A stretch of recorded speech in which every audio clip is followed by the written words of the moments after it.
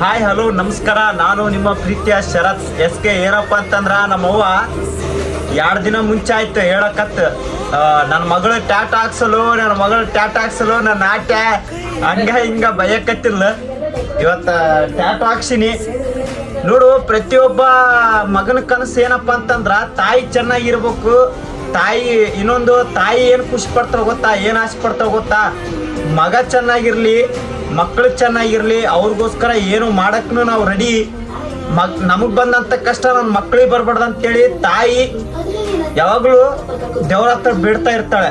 ಆದರೆ ನಮ್ಮಮ್ಮ ಏನು ಆಸೆ ಪಟ್ಟಿದ್ಲು, ಆ ಆಸೆ ಈಡೇರಿಸಿನಿ. ಏನಪ್ಪ ಅಂತಂದರೆ ನಮ್ಮ ಅಕ್ಕನದು ಹೆಸರು ಟ್ಯಾಟೋ ಹಾಕ್ಸಂದಾಳ. ಅದು ಕನಸು ಭಾಳ ವರ್ಷದಿಂದ ಇತ್ತು. ಅದು ಇವತ್ತು ನಾನು ನನಸು ಮಾಡೀನಿ. ಅದು ಇವತ್ತು ಹೇಳಿದ್ಲು, ಅದು ಇವತ್ತೇ ನನಸು ಮಾಡೀನಿ. ತೋರಿಸ್ತೀನಿ ಬರ್ರಿ.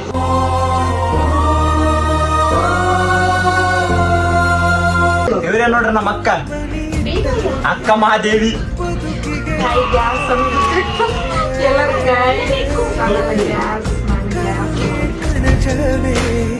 ಕೊರಗೆ ನಿಂತರೆ ನನ್ನ ಸಿರೆ ನನ್ನ ಕೊಂದಿದೆ.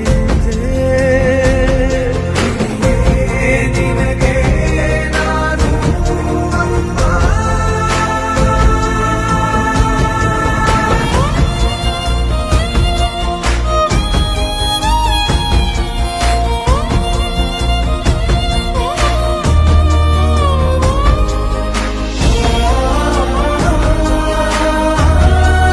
ಮಕ್ಕಳ ಹೆಸರು ಬಂದ್ಬಿಟ್ಟು ಸ್ವಾತಿ ಅಂತಾನೆ ಹೆಸರು ಹಾಕ್ಯಾಳ ನಮ್ಮಮ್ಮ.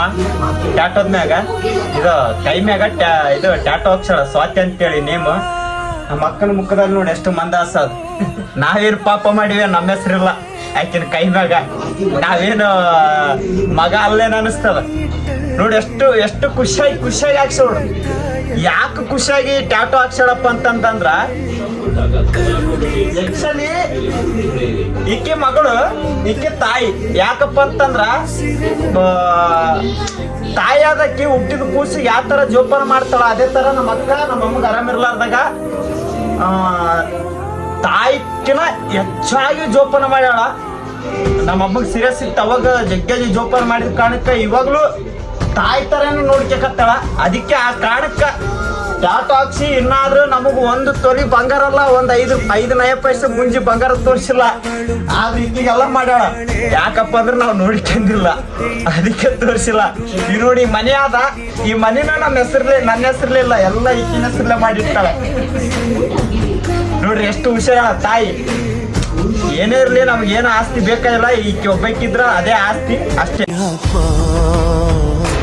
ಪುಣ್ಯಾತ್ಮ ನೀನಯ್ಯ ಪುಣ್ಯಾತ್ಮ ಮಂಡಲ